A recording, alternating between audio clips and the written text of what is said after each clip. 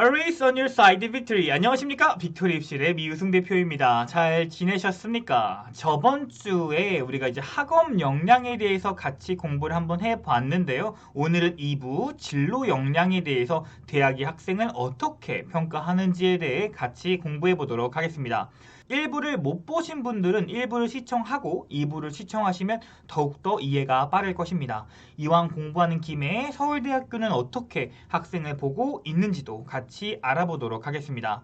올해 2월에 발표된 새로운 종합전형 평가 방법을 보면서 앞으로 우리가 어떻게 준비를 해야 하고 수행평가를 할 때 어떤 평가를 받는지 미리 알고 준비하신다면 빈틈없는 종합전형을 준비하실 수 있을 겁니다. 그럼 같이 공부해 보도록 하겠습니다. 그럼 구독, 좋아요, 그리고 출발해 보도록 하겠습니다. 영상을 찍는 이유는 현재 3월 달에 앞으로 어떤 평가 요소를 계획적으로 준비할 수 있을지 대비하기 위해서 방송을 찍습니다.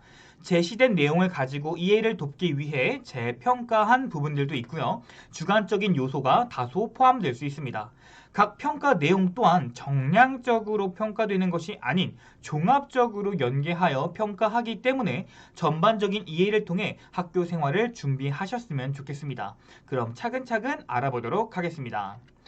5개 대학에서 발표한 자료들을 크게 본다면 기존의 학업 역량, 전공적 합성, 인성, 발전 가능성 파트에서 이렇게 학업 역량 파트, 진로 역량 파트, 그리고 공동체 역량으로 표시가 되었습니다.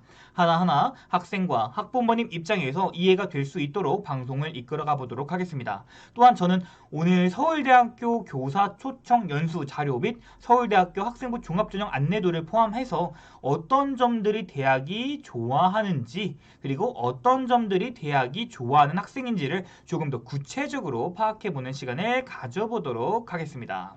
전공 적합성이 진로 역량으로 변경되었습니다. 기존 전공 적합성이라고 하는 것은 학교마다 매우 평가가 다양했습니다. 전공 적합성을 학업 역량의 일부분으로 보겠다는 학교도 있었고 그렇지 않은 경우도 있었습니다.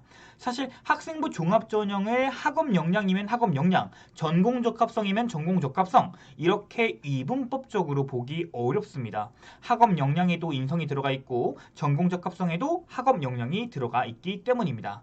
이번 진로 역량은 전공에 대한 집중적인 활동보다 진로를 위해 다양한 역량과 활동과 경험이 있어야 한다고 말하고 있습니다. 또한 2022 개정교육과정의 핵심 인재상인 자기주도성 그리고 2017년 연구에서 발전 가능성의 평가 항목이었던 경험의 다양성을 실천하고 대학교에 입학하여 필요한 능력과 소양과 자질 등을 평가하는 부분입니다. 즉 진로를 스스로 자신의 진로를 위해서 노력해 보았는가? 여기서 진로를 위한 경험적인 능력은 쌓았는가? 진로를 위한 학습의 능력을 쌓아 보았는가입니다. 제 주관적인 생각은 전공 적합성과 진로 역량은 크게 다르지 않다라고 생각을 합니다. 장래 희망을 이루기 위해서 그 학과의 정확한 이해와 진학을 위한 활동을 해야 되기 때문에 결국 기존에 준비하는 것과 큰 차이가 없다는 점을 말씀드리고 싶습니다. 또한 새로운 종합전형 평가를 제시한 5개의 학교만 준비하지 않기 때문에 저는 여기서 2가지의 방법을 사용하길 바랍니다. 첫 번째로는 전공에 관련한 과목을 잘 선택하였는가입니다. 고교 학점제도 마찬가지지만 전공을 위해 선택한 과목이 있는가를 보는데 여기서 가장 기본이 되는 부분은 본인이 전공을 정하였는가, 즉 꿈이 있는가 에 대한 기본적인 바탕으로 시작을 해야 됩니다. 그러나 우리 친구들 아직 꿈이 없는 친구들 그리고 꿈이 명확하지 않은 친구들이 상당수 많습니다.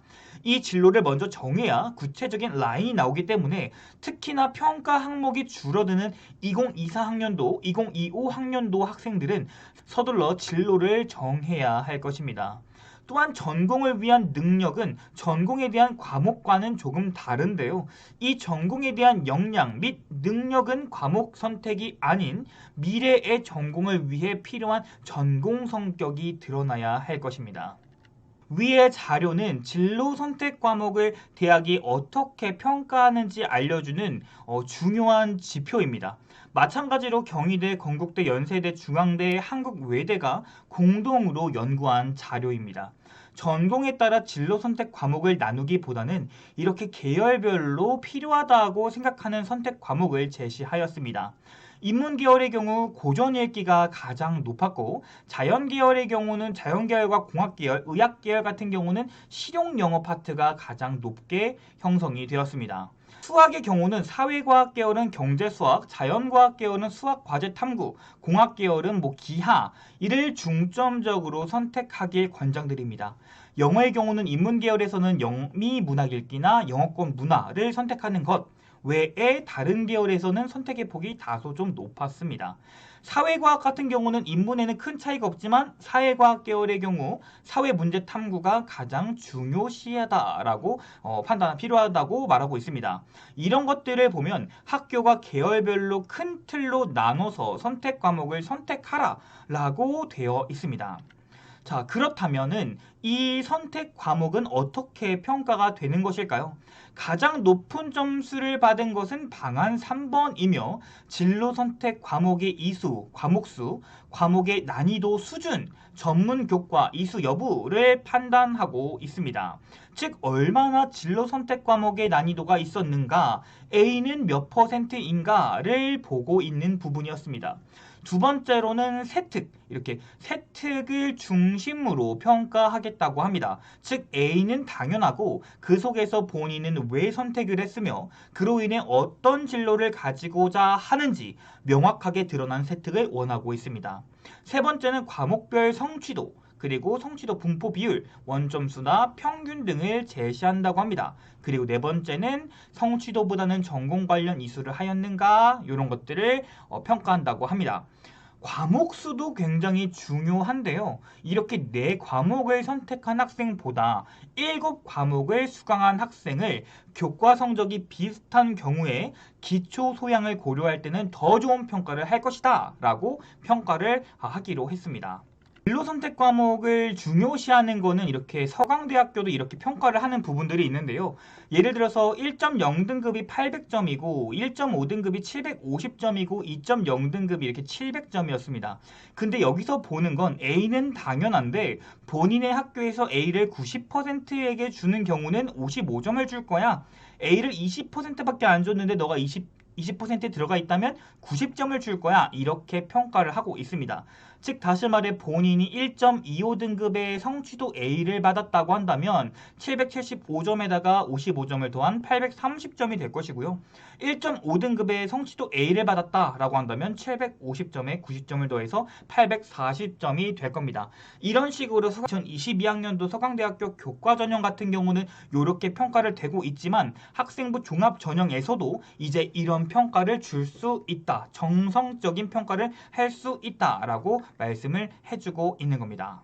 앞서 말씀드린 계열에 관련하여 선택 과목을 선택했다면 남들과 비슷한 평가를 받게 될 것입니다.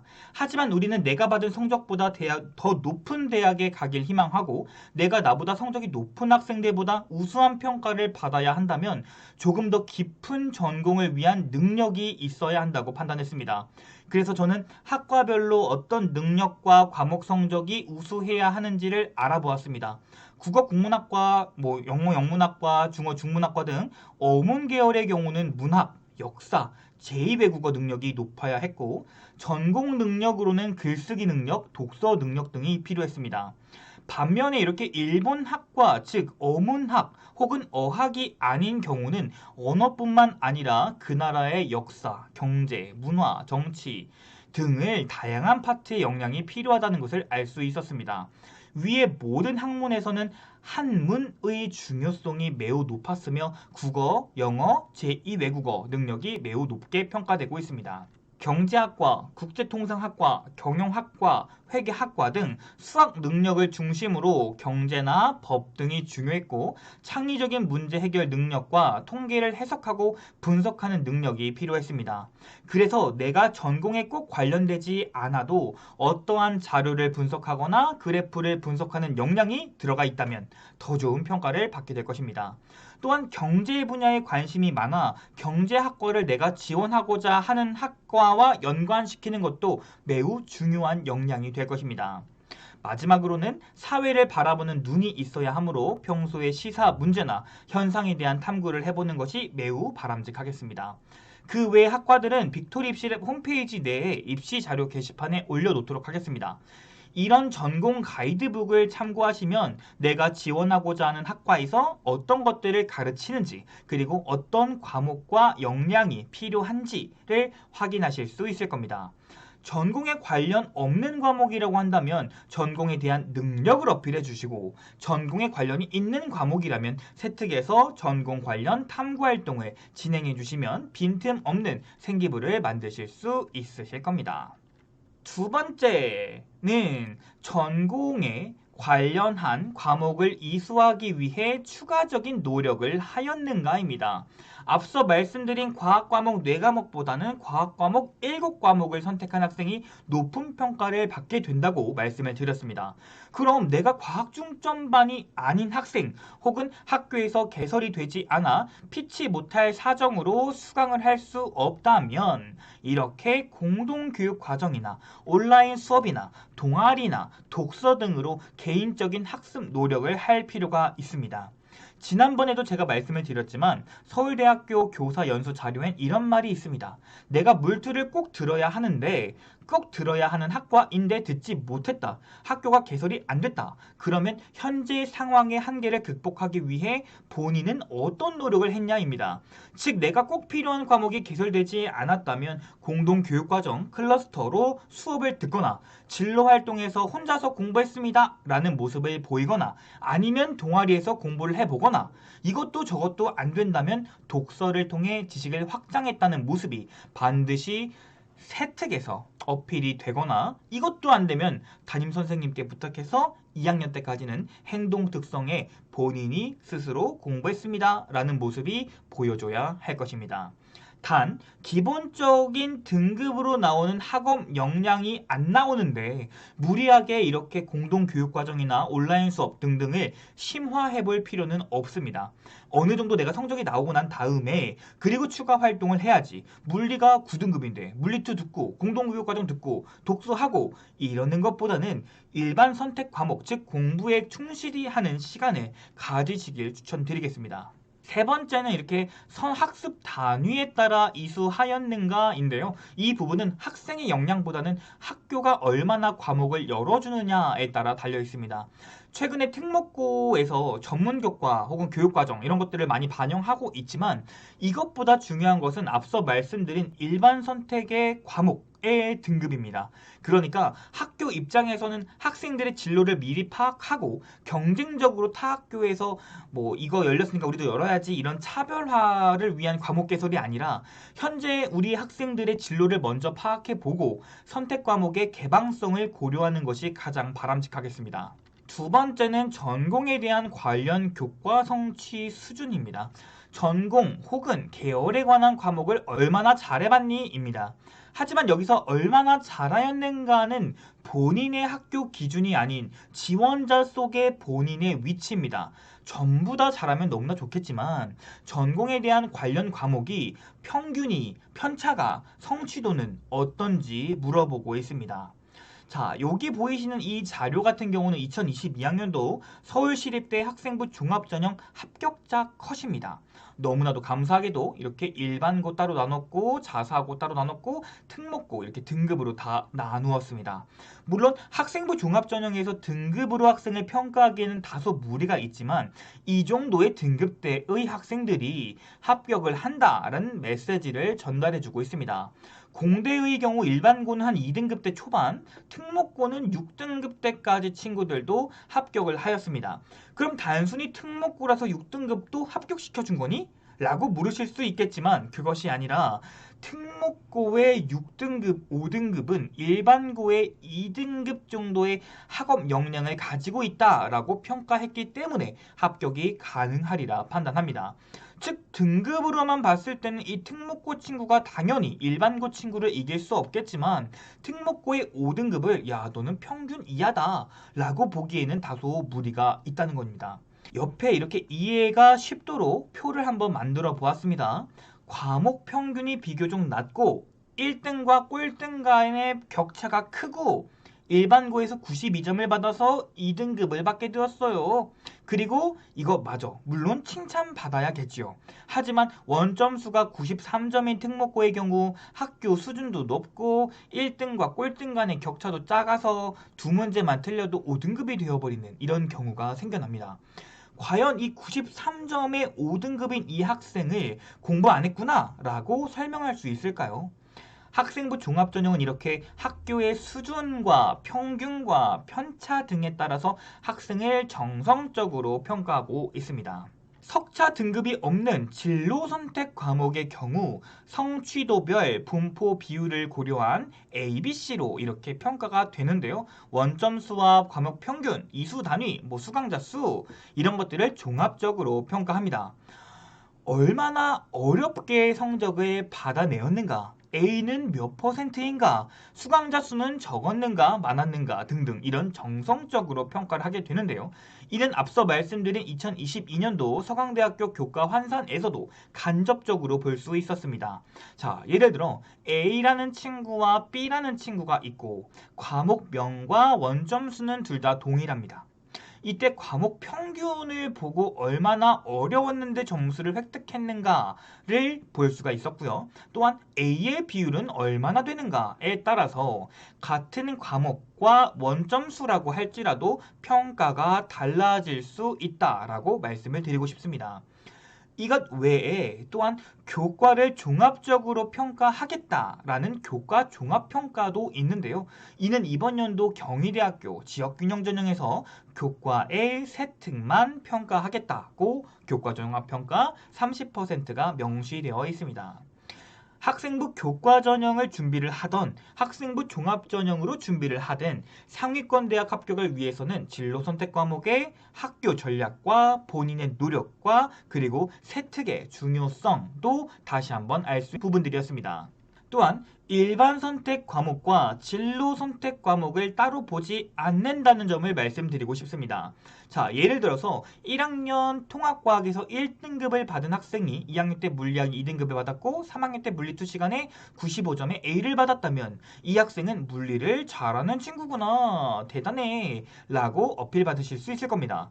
반면에 1학년 때 통합과학 4등급, 2학년 때 물리 2등급, 3학년 때 33점 을 받아 C를 받았다면 위의 학생은 물리를 잘한다고 평가하긴 어려우실 겁니다. 즉 종합전형으로 학생을 평가할 때 이렇게 일반 선택 과목과 진로 선택 과목의 성취도를 종합적으로 봐야 한다라는 말이 되는 겁니다. 2022년 서울대학교 학생부 종합전형 안내서에서도 그렇게 나타내주고 있습니다.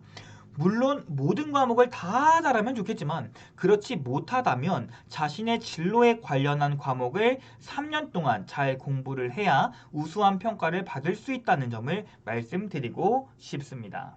이번에 가장 큰 변화는 전공 탐색이 아닌 진로 탐색으로 개념이 확장된 점입니다.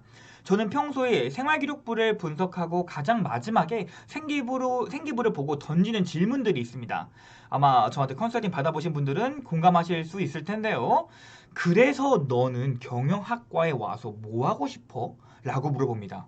그럼 답을 알려주는 생활기록부가 있고 그렇지 않는 생활기록부가 있습니다.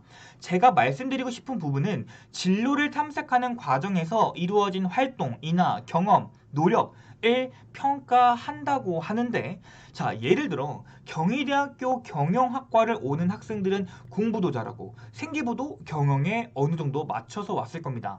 그 수많은 비슷한 경쟁자들 사이에서 내가 꼭 뽑혀야 한다면 생활기록부를 보고 무엇이 되고자 하는지, 그래서 무엇을 배우고자 하는지, 그래서 왜 학교에 왔는지를 보여야 합니다.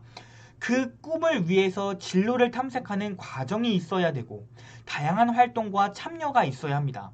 그 첫 번째는 내가 가고자 하는 학과에 대한 이해가 가장 중요합니다. 무엇을 배우는지, 내가 이 학과를 가면 내 꿈을 이룰 수 있는지를 1학년 때 판단하고, 두 번째, 2학년 때는 1학년 활동 중에 내가 어떤 라인을 심화시켜 볼 것인가, 그리고 경영학과를 지원한 이유를 진로 선택 과목에서 서서히 드러내야 할 것입니다.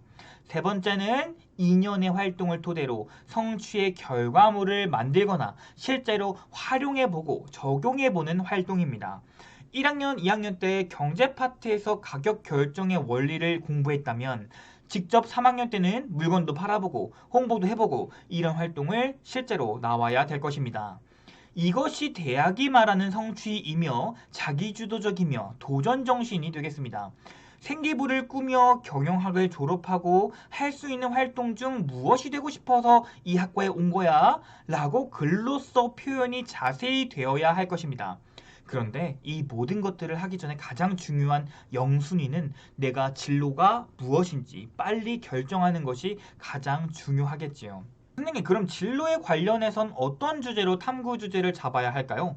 학교에서 진로에 관련해서 뭐 해오라고 하던데요? 이건 어떻게 쓰면 좋을까요? 라고 질문하시는 분들이 많은데요. 탐구 주제의 경우 빅토리 입시랩 홈페이지 입시자료 게시판에 학과별 키워드 정리해 놓은 게 있습니다. 그것을 활용해도 좋고 학과별, 학교별 전공 가이드북을 보면서 준비해 주시는 게 좋습니다.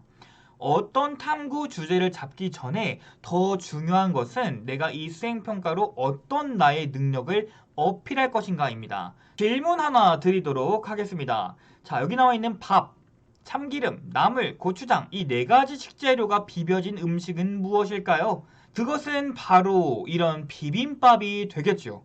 어떻게 보면 다 다른 영양과 맛을 가지고 있는 재료들이지만 섞어지면서 하나의 우수한 결과물이 완성이 됩니다. 그렇죠?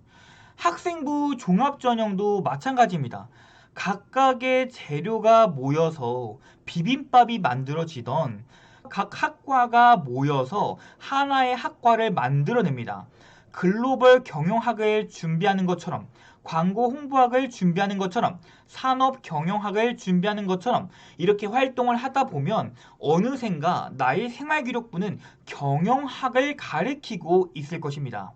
제가 말씀드리고 싶은 것은 경영학을 준비한다고 해서 경영에만 집중하느라 경영학에 정작 필요한 역량을 놓치지 말자라고 말씀을 드리고 싶어요. 어떤 주제로 탐구 활동을 했을 때 이번엔 광고홍보학과를 준비하는 것처럼 깊고 전문적이게 탐구해보고 다른 탐구 같은 경우는 경제학을 준비하는 것처럼 깊고 전문적이게 탐구를 하고 이런 탐구 활동이 어우러지다 보면 나의 생활기록부는 자연스럽게 경영을 준비하는 학생처럼 보이게 될 것입니다. 비빔밥을 만드는 방법은 또 하나가 있습니다. 완성된 비빔밥 1인분 시키고 2인분 또 시키고 3인분 시키고 4인분 시키고 그래서 이거를 다 짬뽕시키면 비빔밥이 될 수가 있습니다. 근데 이렇게 완성된 비빔밥을 만들 실력이라면 대학을 갈 이유가 없겠죠. 대학은 완성된 학생을 선발하는 것이 아닌 우리 학교에 와서 꿈을 이루고자 완성하고자 공부하고자 하는 학생을 선발합니다. 고로 아래의 학생부 종합전형보다는 위의 학생부 종합전형으로 대학을 준비한다면 우수한 평가를 받으실 수 있으실 겁니다. 마지막으로 학업 역량에서도 진로 역량에서도 가장 중요한 독서에 대한 이야기를 해보도록 하겠습니다. 독서 기록이 들어가는 2023 학년도도 독서 기록이 들어가지 않는 2024, 2025 학년도도 독서는 매우 중요합니다.